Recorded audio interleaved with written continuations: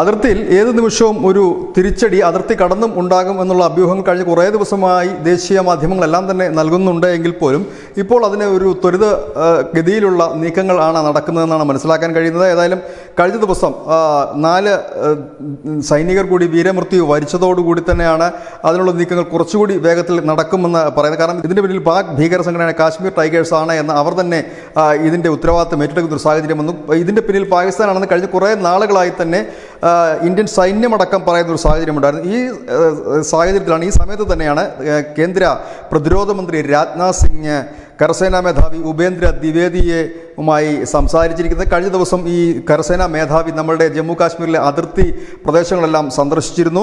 അതിന് തൊട്ടുപിന്നാലാണ് ഇപ്പോൾ രാജ്നാഥ് സിംഗുമായിട്ട് കാര്യങ്ങൾ സംസാരിച്ചിരിക്കുന്നത്. ഒപ്പം തന്നെ പകരം തങ്ങൾ ചോദിക്കാതെ പോകില്ല, പകരം ചോദിച്ചിരിക്കുമെന്ന് ലഫ്റ്റനന്റ് ഗവർണർ മനോജ് സിൻഹയും പറഞ്ഞു. കഴിഞ്ഞ ദിവസം ഇത് തന്നെ കേന്ദ്രമന്ത്രിമാരും ആവർത്തിച്ചിരുന്നു. കാരണം പക വീട്ടാനുള്ളതാണ് എന്ന് തന്നെയായിരുന്നു അമിത്ഷാ അടക്കമുള്ളവർ പറഞ്ഞത്. News desk ന്യൂസിൻ്റെ Malayalam.